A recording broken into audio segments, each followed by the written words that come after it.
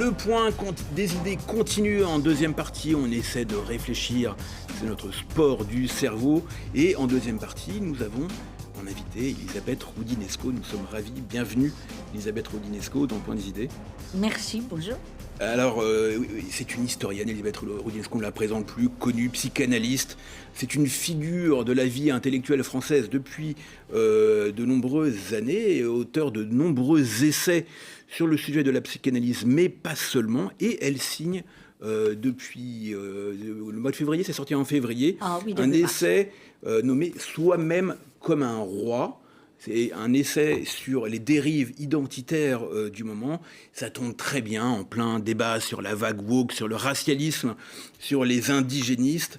On est pile dans le sujet. Alors, Elisabeth Roudinesco, d'abord, expliquez-nous le titre de votre livre, Soi-même comme un roi. Qu'est-ce que ça veut dire? C'est une histoire de narcissisme, toutes les dérives identitaires, woke, racialistes, religieuses d'aujourd'hui et sur le genre aussi.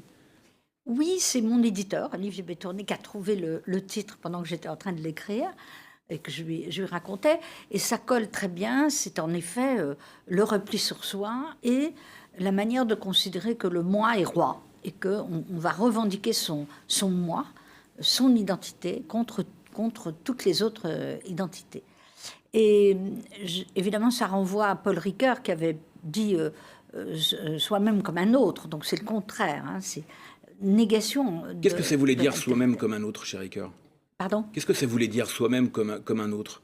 Ça voulait dire l'ouverture à l'altérité, qu'on a une multiple manière de penser l'altérité, c'est-à-dire justement pas le repli sur soi. Et donc là, comme un roi, ça veut dire c'est moi-même qui m'identifie à moi-même, hein, indépendamment de toute altérité. Au fond, c'est à ça que ça renvoie. Donc c'est la transposition. C'est vraiment la dérive identitaire. C'est la transposition politique du narcissisme. On peut le dire comme ça, parce que je parle beaucoup du narcissisme. Je parle beaucoup de la société narcissique dont avait parlé Christopher Lasch aux États-Unis, c'est-à-dire ce repli sur soi qui est lié à la chute des engagements collectifs. Je le situe, moi, après la chute du mur de Berlin, c'est-à-dire l'échec du communisme. Alors, oui. Et donc, le fait qu'on se revendique beaucoup plus dans une catégorie d'être soi, plutôt que dans un changement général du monde. Alors, commençons directement par le sujet que vous évoquez en premier dans votre livre, qui est le genre. Vous nous expliquez que Simone de Beauvoir a été trahie, en somme, qu'elle a été... qu'on a trahi sa pensée, tout le monde la cite, hein. Vous ne connaissez pas un seul homme politique ou femme politique qui ne cite pas Simone de Beauvoir une fois de temps en temps, et vous dites finalement on est passé à côté, elle parlait de sexe et non pas de genre. Alors, c'est pas tout à fait ça, je ne dis pas qu'elle a été trahie, mais sans employer le mot genre, en 1949, quand elle dit on ne naît pas femme, on le devient, ça, au contraire, ça ouvre à l'idée qu'on ne peut pas réduire les sujets à leur anatomie et qu'il y a aussi quelque chose qui est construit par la société, la représentation qu'a la société de la femme et puis une construction psychique. Donc le concept de genre qui est venu après Simone de Beauvoir a été absolument formidable et très productif pendant des années.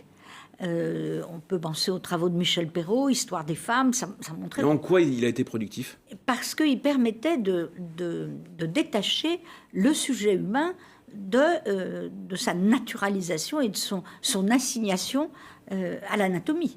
On est autre. Pour définir un sujet humain, il y a l'environnement qui compte, le biologique, c'est-à-dire l'anatomie, le sexe, et puis il y a les représentations de soi. Ça, c'est le genre. Et les constructions sociales. Donc, c'était très important quand c'était lié à cet ensemble-là. Et progressivement... C'est-à-dire que ça a permis de remettre en cause des idées selon lesquelles les femmes étaient assignées à certaines fonctions, à certains rôles, par exemple à la maison, ce genre de choses. Exactement. Ça a permis de combattre cela. Tout à fait, exactement. Ça a permis aussi de réfléchir aussi sur d'autres types d'identités, alors sexuelles, de genre, par exemple l'homosexualité. On a sorti à partir des années 70, le combat des homosexuels a été très important pour qu'ils soient sortis de la catégorie maladie mentale. Ça n'est pas une maladie mentale, c'est une orientation sexuelle. Et de la pénalisation d'ailleurs, parce que c'était pénalisé. Alors la dépénalisation est venue plus tard, mais le moment très important aux États-Unis, 73-75, c'est quand ils ont lutté pour sortir de la psychiatrie. C'est quand même inimaginable. Ils n'étaient plus considérés comme des dégénérés qu'il fallait envoyer en enfer, mais comme des malades mentaux qu'il fallait rééduquer. Mais qu'est-ce qui s'est passé Alors, après? Pendant très longtemps, je dirais années 70-80, c'est-à-dire pendant 20 ans, ça a été au contraire très progressiste. C'est-à-dire, c'était l'émancipation. Alors, les femmes ne représentent pas une minorité. Hein. Non, c'est plutôt une majorité d'ailleurs. Petite courte majorité, la moitié on va dire. de l'humanité. Ouais. Mais émanciper, au fond, des gens qui ne l'avaient pas été. Donc, l'émancipation des homosexuels, retrouver une place dans la société qui ne soit pas celle du maudit, du dégénéré, etc. Ça allait de pair aussi avec la lutte d'autres minorités, les Noirs, les Hispaniques, les gens de couleur, dans un contexte de décolonisation où, en effet, il y avait un grand mouvement de libération dans le monde entier. Ça allait d'ailleurs ensemble avec Mais après, la question du genre. Alors, oui, ça a tourné mal. Oui, qu'est-ce qui a tourné mal? Parce que vous nous parlez notamment de 1990, Queer Nation. Là, c'est encore magnifique. Alors, racontez. Queer Nation, c'est, si vous voulez, c'est dérivé en effet du genre, c'est quand il y a eu cette explosion très esthétique. Hein. Queer Nation, c'est un très beau moment, qui a eu lieu d'ailleurs après les mouvements de libération des homosexuels, et qui était finalement, on ne va pas être assigné ni au masculin ni au féminin, le queer, c'est-à-dire le flou. Hein. Et reprenait d'ailleurs le mot queer, voulait dire bizarre, anormal, etc. Donc c'est toujours revendiquer ce qui avait été considéré comme le pire. C'est la même chose pour passage de homosexuel à gay. Bon. Oui. Alors tout ça avait quelque chose de très libérateur. Et puis il y a retournement progressif. Ça s'est renfermé après, dans des catégories. Voilà. Alors, tant que ça reste universel, l'ensemble, hein, et que c'est dans une optique de libération, ça va. Quand il y a ce repli, et que finalement on ne se définit que par une seule identité, là commence une dérive.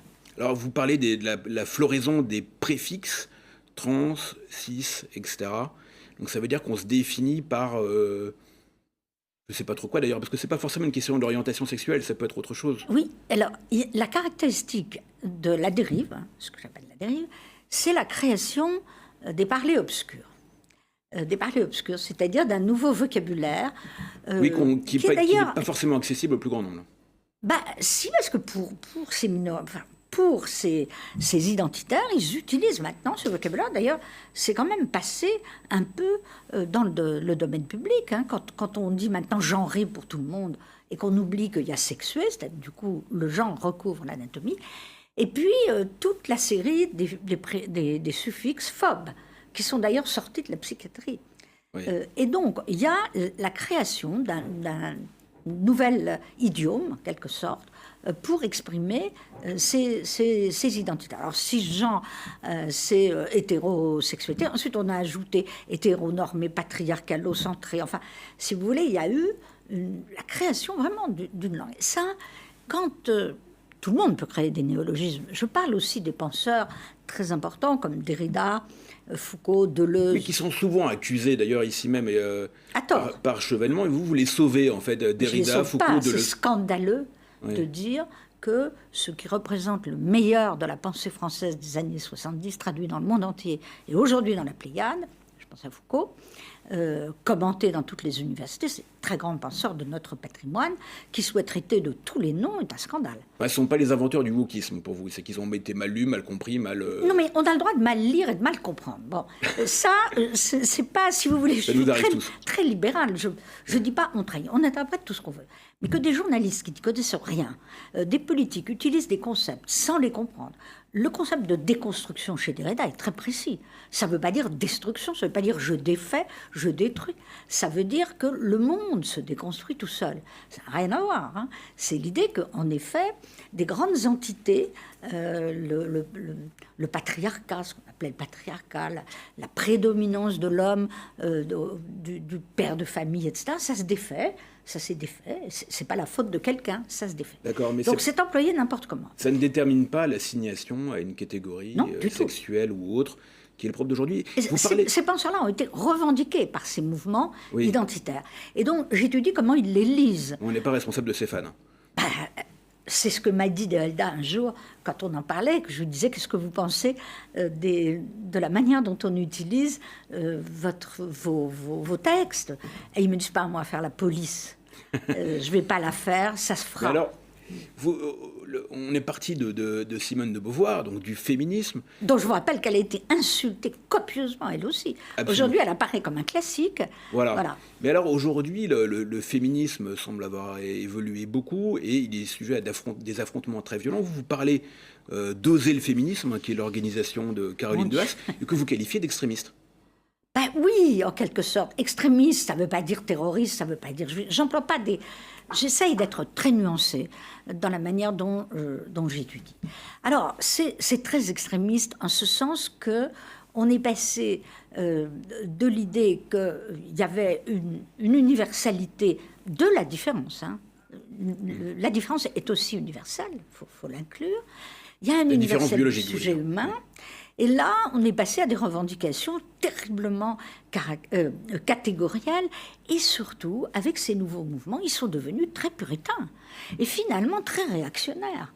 On est passé de l'émancipation au contraire de l'émancipation, c'est-à-dire demande d'interdiction de spectacles, surveillance des comportements sexuels. Alors, tout ça est venu aussi du fait qu'il faut qu'il y ait, à certains moments, une explosion pour que ce qui avait été refoulé apparaisse. En ce sens, MeToo a été nécessaire. Oui. Il y avait vraiment... C'était trop. Il y avait beaucoup trop de harcèlement, de viol. Enfin, ça a été très bien. Ça a permis de condamner Weinstein et Epstein aux États-Unis. Donc, je ne suis pas contre à certains moments, mais il ne faut pas non plus que ça dérive dans la dénonciation perpétuelle, la mise en cause de tout, et puis la dangerosité de ce genre d'excès, c'est que quand il y a viol, harcèlement, etc., il va falloir le prouver. Or, on sait à coup sûr, parce que ça s'est déjà produit, qu'une fois sur deux, c'est très difficile à prouver, que finalement, c'est très bien qu'on condamne les bourreaux, c'est très bien qu'on condamne les harceleurs, les violeurs, ça, il n'y a pas photo, c'est très bien, les pédophiles, tout ça, je suis complètement d'accord. Mais à partir d'un certain moment, où est-ce qu'on met la limite entre l'accusation permanente qui vient de la rue, et puis le droit qui est obligé d'intervenir. Et c'est ça l'époque qu'on vit. Les excès sont nécessaires à un moment, puis à un moment donné, il faut revenir les pieds sur terre et avoir une position critique. Alors, dans le deuxième sujet que vous abordez dans ce livre, gros sujet, c'est les identitaires de la race. Et alors, là, on parle vous partez de Claude Lévi-Strauss.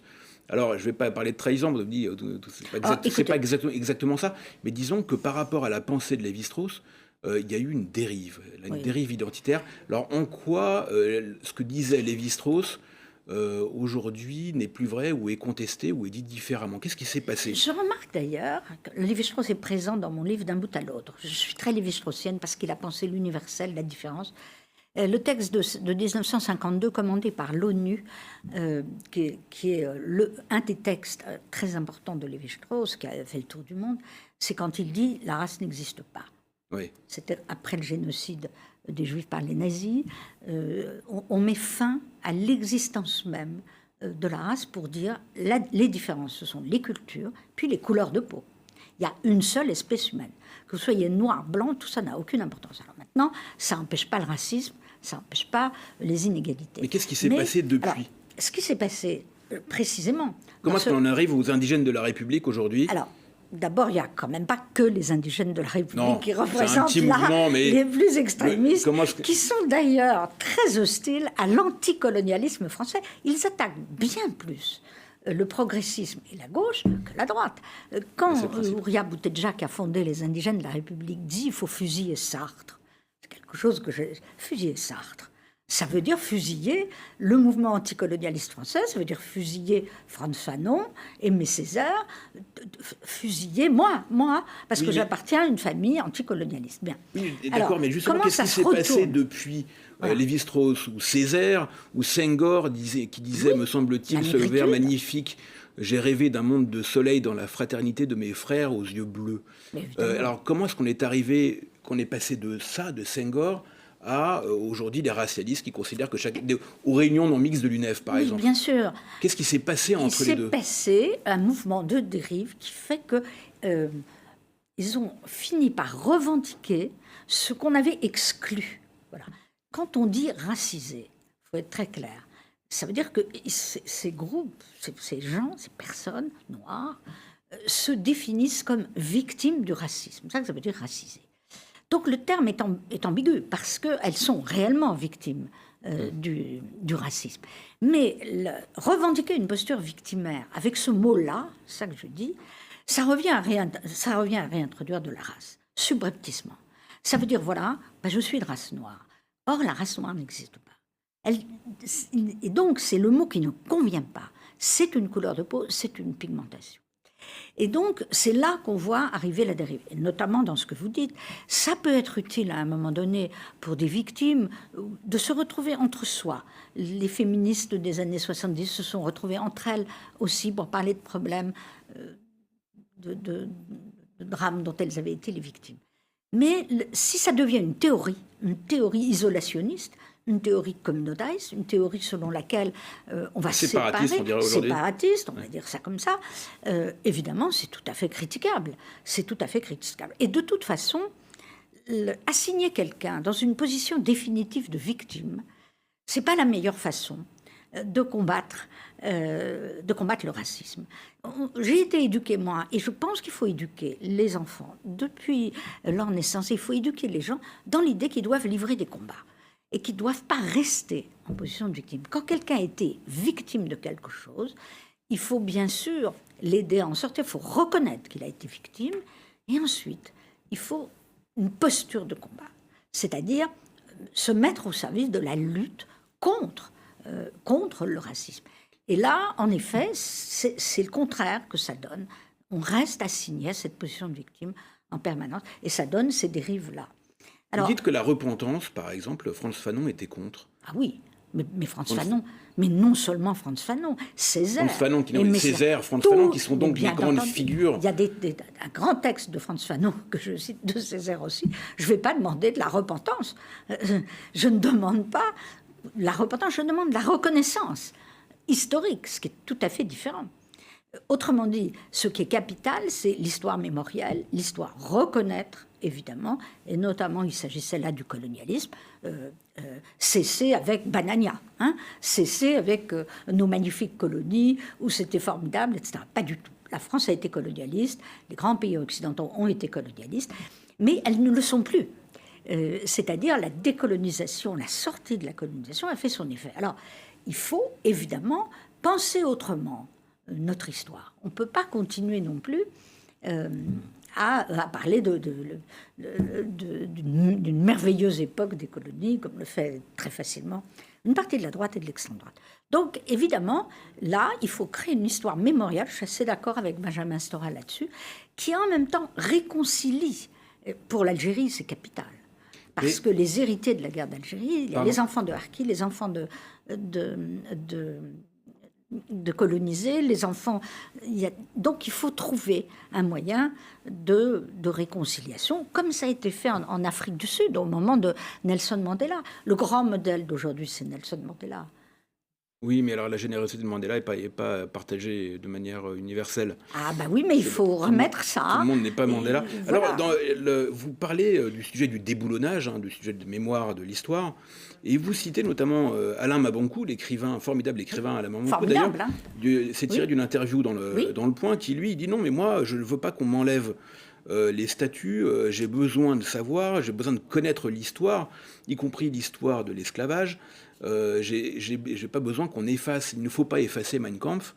Il faut le savoir. Il faut que ce soit là. Bien sûr, bien sûr. Et c'est pour ça que je suis favorable à la réédition de Mein Kampf telle qu'elle est faite aujourd'hui, dont je vous rappelle d'ailleurs que ce texte de Hitler, absolument, qui prédétermine en quelque sorte ce que sera le génocide, va être réédité, mais ça ne s'appelle pas Mein Kampf. Ça s'appellera À propos de Mein Kampf. Attention. Donc, travail historique, oui.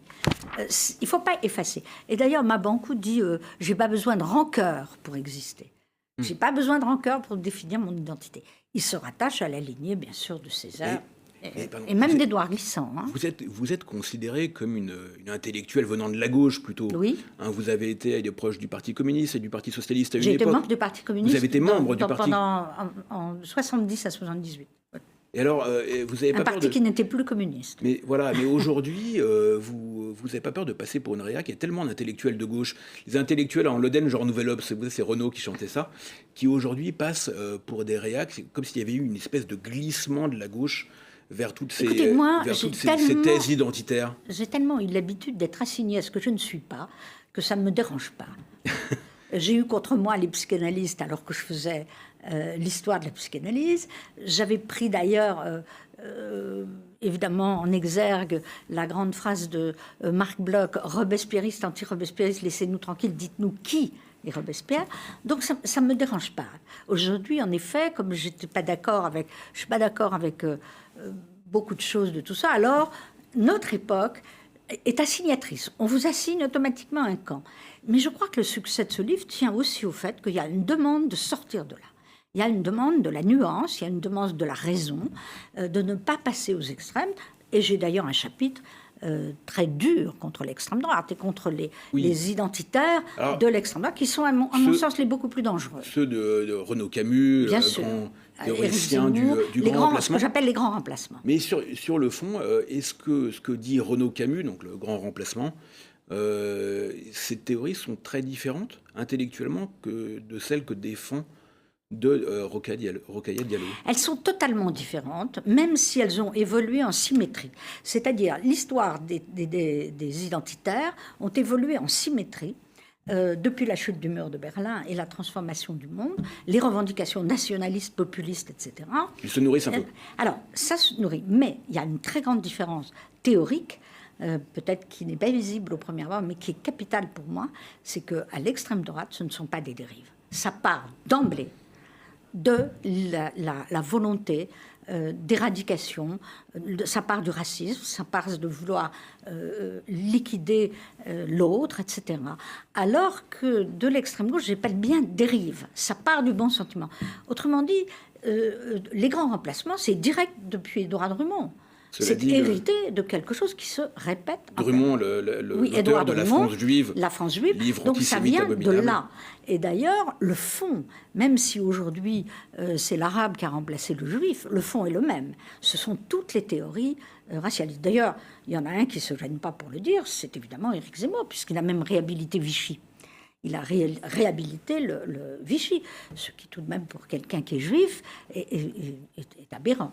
Donc il y a une grande différence. Et puis politiquement, attention, les dérives d'extrême droite qui ont amené au pouvoir Donald Trump, qui aujourd'hui sont à 40% tout de même en France, pas du tout le cas des autres dérives. Donc il faut combattre les deux, mais en sachant quand même qu'est-ce qu'une dérive et qu'est-ce qui n'est pas une dérive. Même si, bien entendu, on trouve dans les discours... Merci. Voilà. Même si on trouve dans les discours des uns et des autres des choses qui se rejoignent. On pourrait continuer très longtemps, c'est passionnant. Merci infiniment, Elisabeth Roudinesco. Rappelle votre excellent livre « Soi-même comme un roi », essai sur les dérives identitaires, édité au Seuil. Merci de nous avoir suivis et rendez-vous la semaine prochaine dans le Point des idées pour de nouvelles aventures.